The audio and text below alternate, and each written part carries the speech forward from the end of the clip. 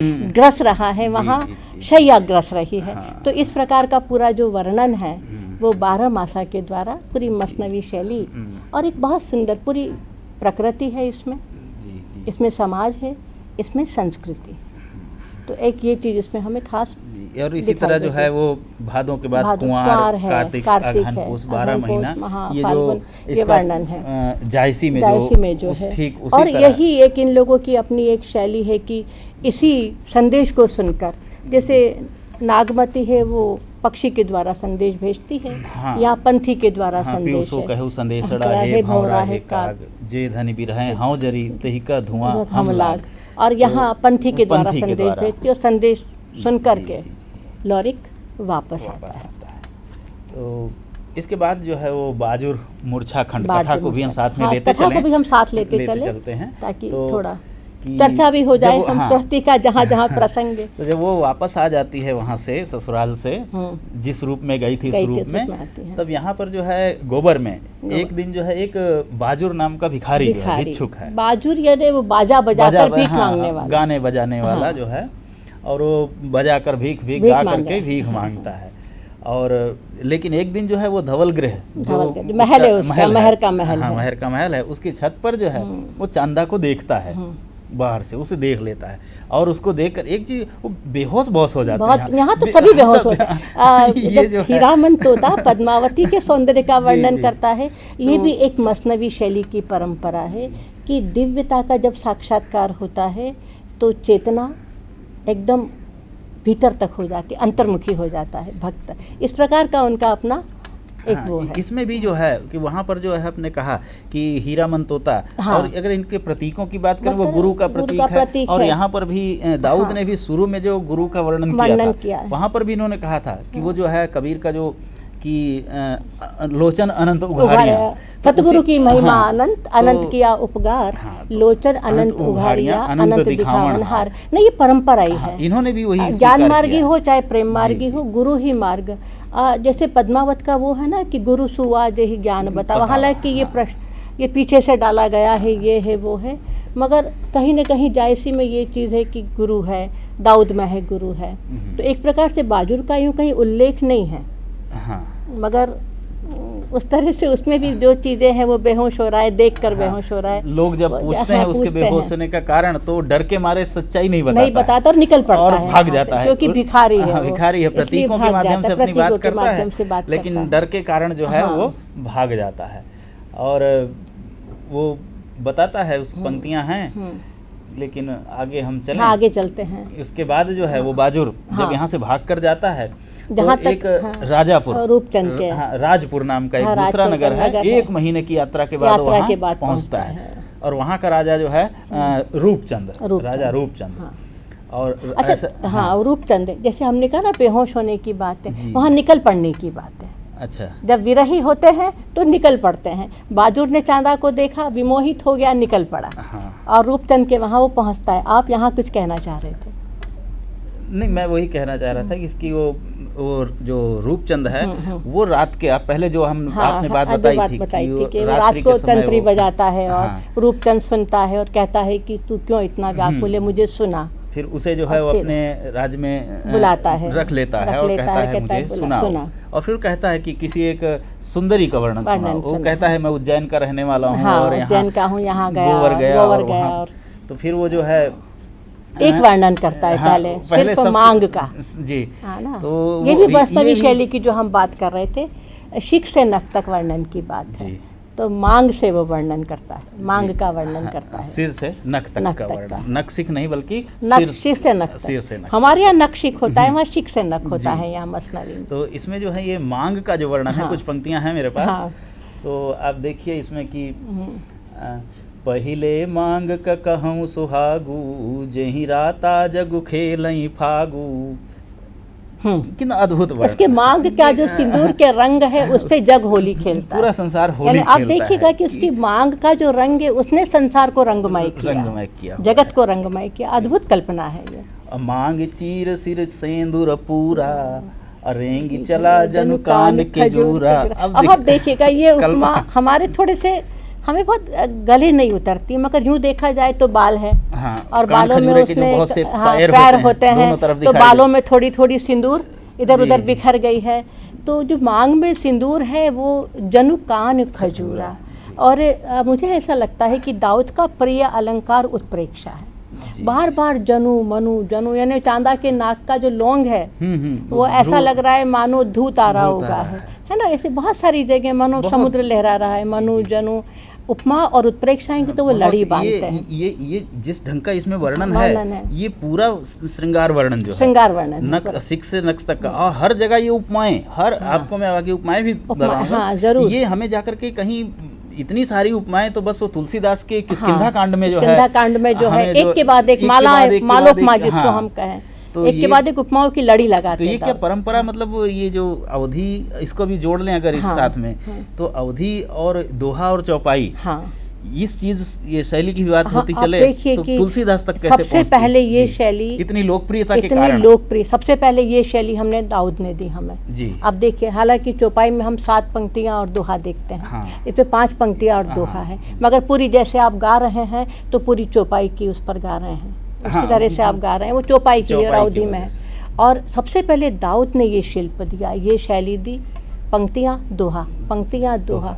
और उसके बाद इस शैली को हम कहते हैं ना थोड़ा सा मठारा है, थोड़ा सा उसको और अच्छा दिया है अपने पद्मावत में, जायसी में 7 पंक्तियाँ, जैसे नागमती चितूर पथहरा, इसमें 5 पंक्तियाँ और एक दोहा है, और उसमें 7 पंक्तियाँ और एक यही क्रम जो है उसमें तुलसी ने लिया। तो मुझे ऐसा लगता है, मेरी चर्चा भी होती थी अपने गुरुजनों से, तो सबसे पहले अवधी भाषा में, और इसकी जो लोकप्रियता हुई कथा के रूप में भी हुई और शिल्प के रूप में भी हुई, तो दाऊद ने दी, और पद्मावत में उसे हमें उसका उत्कृष्ट रूप दिखाई देता है, और फिर यह परंपरा हमें तुलसी में आगे जाके और दिखाई देती है। इन्हें पूरा छंद तुलसी को मुझे लगता है कि ऐसे मिला, अवधी भाषा का एक छंद, तो वो चीज़ यहाँ दिखाई देती है। इसमें जो है वो अब बहुत सारी चीज़ें हैं, मांग का वर्णन है, और उसमें दिया ज्योति जसीबारी और शीस दीस रत्नारी। आगे और जो आता है कि मई वह मांग चीर तर देखी, उसने ऊपर से नहीं देखा, लेकिन साड़ी के नीचे से देखा है, मगर वो इतनी चमकदार है,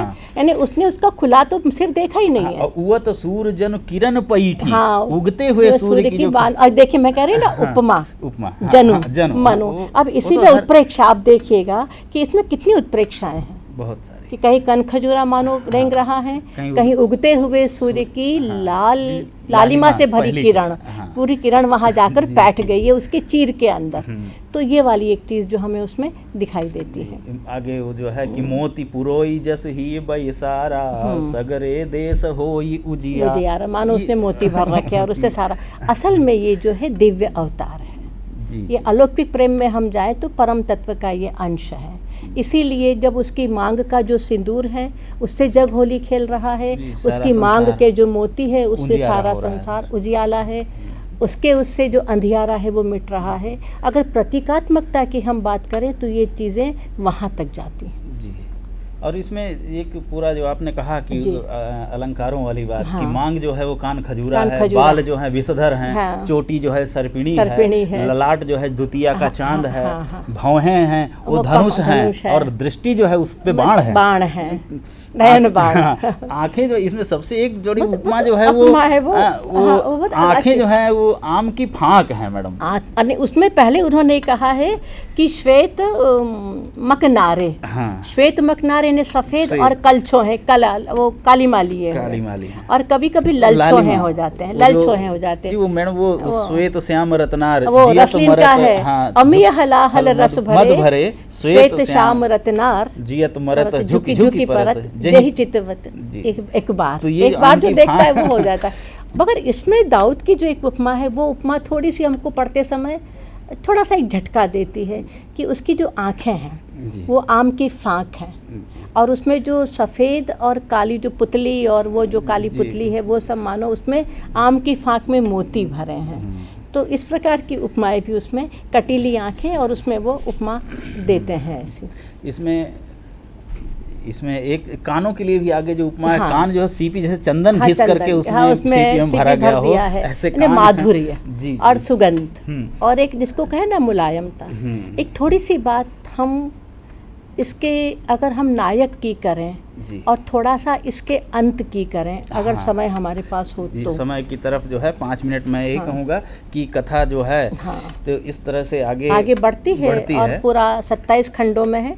इसका अंत थोड़ा सा उपलब्ध नहीं है। अंत की बात अब उसका अंत की जो चर्चा है, विद्वानों ने उस पर अपने अपने ढंग से वो दिए हैं, अपने अपने दृष्टिकोण से बात कही। लोरी की में ऐसा है कि कहीं की कथा में ये है कि वो अंत में अपने भाई के दुश्मन से लड़ते लड़ते मर जाता है, क्योंकि इसमें दुख है। दूसरा एक ये है कि वो अपने बेटों को राज्य देकर उसके 2 संतानें, फिर सब मेल हो जाता है। चंद्रा से हुआ है भोरिक, चंद्रा से हुआ है चंद्राइत और मैना से हुआ है भोरिक। उनको अपना सब राजपाट दे करके वो काशी जाता है और करसी सीख जाता है। करसी सीख जाना ने चिता बना करके जल जाता है। चनैनी में ऐसा है कि वो अपने भाई के सिर को ब्रह्मा जी से मांग कर वापस लाता है। अब ब्रह्मा कहते हैं मछली को मरोड़ो, सिर निकालो, अपने भाई पर लगा दो। और फिर ब्रह्मा उनसे कहते हैं कि तुम इतने शक्तिशाली हो, तुम्हें कोई मार नहीं सकता है। अगर तुम्हारा समय मगर अब आ गया है, तुम हिमवारी में चले जाओ, हिम प्रदेश में जाओ वहाँ। और वो हिम प्रदेश में प्रवेश कर जाता है, यानी उसकी मृत्यु हुई या नहीं। यहाँ पर अंत नहीं है, इसलिए या तो वो अंतिम समय क्या लड़ते लड़ते मर जाता है या फिर राज्य करता है, क्योंकि पंडितों ने कहा था कि तुम राज्य करोगे। मगर पंडितों की एक आगाही पहले सच होती है, दूसरी नहीं होती है। चांदा के लिए उन्होंने कहा था कि तुम ये मर जाएगी, मगर चांदा मरती नहीं। मगर जहाँ तक मेरा अनुमान है, उसे 2 बार सर्पदंश होता है। हाँ। और एक बार तो चिता बनाने की तैयारी करता है। दूसरी बार जब होता है वो तो चिता पर रख भी देता है, उसका सिर अपनी गोद में ले लेता है, जलने लगता है। दोनों समय गारूड़ी तांत्रिक आते हैं और दोनों समय जिंदा करते हैं। तो मुझे लगता है कि वहाँ ज्योतिषियों की भविष्यवाणी इसलिए सफल नहीं हुई क्योंकि प्रेम की शक्ति ने उसके प्राण लौटा दिए। दूसरी एक भविष्यवाणी ज्योतिषियों की सच होती है। रूपचंद से कहते हैं मत जाओ, इस समय शगुन अच्छे नहीं है। जब वो गोबर पर आक्रमण करने जा रहा है, वो कह रहे हैं कि सूखे वृक्ष पर कौवा बोला है, सियार बोला है, आगे जोगी आया है, एक शिव मार्गी जोगी ने आकर डमरू बजाया है, सियार बोला है, वापस कोई लौट कर नहीं आता है। मगर काम के आवेश में रूपचंद ये बात नहीं मानता है और फिर उसकी लोरिक के द्वारा उसकी मृत्यु होती है। तो इसका अंत जो है लोक कथा के निकट भी हो सकता है और उसे हट के भी है, क्योंकि किसी भी पार्ट में उसका अंत नहीं है। दूसरा एक बड़ी बात यह है कि जो लोक कथा का लोरिक है वो चांदा का पूर्व प्रेमी है, मगर यहाँ लोरिक का हमें एक उदात्त रूप दिखाई देता है। ये इस बात यहाँ पर सबसे बड़ी बात है कि लोरिक ने चांदा को देखा नहीं है। और जब रूपचंद आक्रमण करता है और महर को लगता है कि अब सब कुछ खत्म होने वाला है, उसके प्रधान को लालच भी देता है कि मैं तुम्हें इतना दान दूंगा, इतना पैसा दूंगा। प्रधान कहता है कि मेरी लाश पर जा, चांदा को नहीं देंगे। और तब जा कर के वो कहता है कि लोरू को बुलाओ, और लोरू जुए पर जुआ खेल रहा है लोरिक, और वहाँ जाकर कहते हैं लोरू जल्दी आओ, महर ने तुम्हें जल्दी से बुलाया है, अगर तुम नहीं चलोगे तो वो चांदा को ले जाएगा और सारे जग में अंधियारा हो जाएगा। और तब एक वीर की भांति बिना अपेक्षा से, इस युद्ध में अनेक योद्धा लड़ते हैं, मगर उनकी ये अपेक्षा है कि कहीं हमें चांदा मिल जाए, और चांदा बिना अपेक्षा से वो एक वीर के रूप में चला। मैना रोकती है, माँ रोकती है कि पर नारी के लिए तो कि नहीं मैं वीर हूँ, मुझे बुलाया है। उसका गुरु भी मना कर देता है, गुरु भी मना करता है, और वो तो सो जाता है और बहाना करके सो जाता है। तो कहता है मत चलो, आप गुरु हैं, अजय जो गुरु है कह रहा आप मत चलो। मगर फिर वो जाता है और उसका एक उदात्त रूप और प्रेम का एक उदात्त प्रेम के बारे में आप अंतिम 1-2 मिनट हैं हमारे पास, 1-2 मिनट में थोड़ी सी प्रेम का जो स्वरूप है, सूफी जो है वो 2 प्रकार के प्रेम को हमें यहाँ दिखाते हैं। जैसे मानुष प्रेम भय वैकुंठ या सिर कटाई जाई छुआ, यहाँ 2 प्रेम की तरफ उनका ध्यान रहता है। एक प्रेम वो इस प्रकार से बताते हैं कि स्त्री पुरुष का प्रेम परिपूर्ण प्रेम है और वो परमात्मा तक पहुँचा जा सकता है, मतलब वो उसी रूप में है। दूसरे कवि ये मानते हैं कि स्त्री और पुरुष का प्रेम जो एक माध्यम मात्र है, और उस लौकिक प्रेम से हम अलौकिक प्रेम तक जा सकते हैं। और जिसको कहते हैं ना इश्क मजाजी से इश्क हकीकी तक पहुंचने की जो एक यात्रा है, दाऊद इश्क मजाजी से इश्क हकीकी तक पहुंचने की बात करते हैं।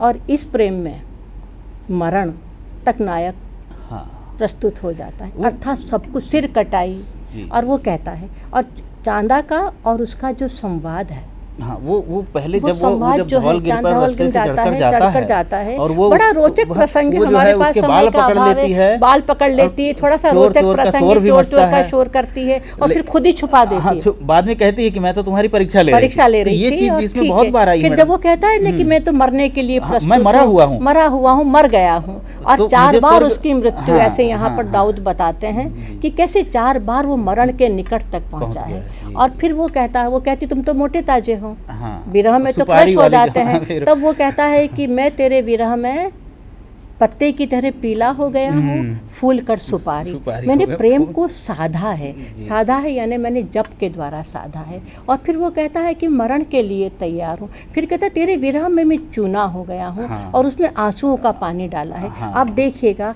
कि जो दाऊद ने उदाहरण लिए हैं वो एकदम लोक जीवन से लोक लिए। जीवन से, हम बिल्कुल। चूने में पानी डालते हैं, चूना जी। एकदम उसमें उफान आता है, गर्म होता है, फूल जाता है। अर्थात ये प्रेम विरह रूपी जो है कैसा हाँ, परिपक्व हुआ है, उसमें कैसे जलन है। अर्थात मरण यानी यहीं से सब कुछ समर्पण की जो बात है, जिसको हम कहें ना लौकिक से अलौकिक तक पहुंचने की बात है। और प्रेम के इसी उदात्त रूप को, जिसमें सत्य है, जी। जिसमें निष्ठा है। और फिर वो चांदा कहती भी है उससे कि तू तो शादीशुदा है, हाँ, फिर मेरी तरफ आकर्षित क्यों होता हुआ? जी, है। जी। तब लोरिक कहता है कि जिस प्रेम को देखकर मरण की इच्छा हो, अर्थात अपना सब कुछ देकर के आत्म तत्व तक दे देने की बात हो, वही प्रेम मैंने तुझ में देखा है। अर्थात यही प्रेम चांदायन में हमें दिखाई देता है, लौकिक से अलौकिक तक जाने की प्रक्रिया। अद्भुत इसका शिल्प है, कवि का हमें काव्य विवेक भी दिखाई देता है इसमें। जी, बड़ी ही रोचक चर्चा और इतना रोचक ये काव्य, और भले ही इसकी बात अधूरी रह गई बहुत सी, अब ये काव्य इतना जी मार्मिक हाँ, और महत्वपूर्ण और है। प्रेम मार्गी शाखा और एक एक पंक्तियों का वर्णन, हाँ। और जो इसके शिल्प को लेकर या जी। इसके भाव को लेकर के, जी प्रेम हाँ। को लेकर के बहुत सी बातें हैं जिन पर तो अभी बहुत प्रकार बहुत डालना कुछ बाकी। हम लोगों ने तो है। जिसको हम कहें छुआ और आगे बढ़े, छुआ और आगे बढ़े। जी, इसका कारण ये था कि विद्यार्थियों को कम से कम थोड़ा इस सा एक रचना कृति का हमें परिचय, और ये बहुत बड़ा अच्छी बात है कि एक एक कृति हमारे सामने जी। इस तरह से आती है। तो अगर जो है विद्यार्थियों को इस रचना के प्रति जो है थोड़ा सा भी आकर्षण हुआ हो जी हाँ। और उसको पढ़ेंगे, इसकी कथा बहुत उदात्त कथा है, लोक कथा है, लोक कथा और है। कैसे ये लोक की जो परंपरा है, लोक से जो जुड़ने की जो परंपरा है, और ये परंपरा है। आधुनिक काल तक जब हम भारतेंदु के युग में आते हैं तो भारतेंदु भी लोक से जुड़ते हैं।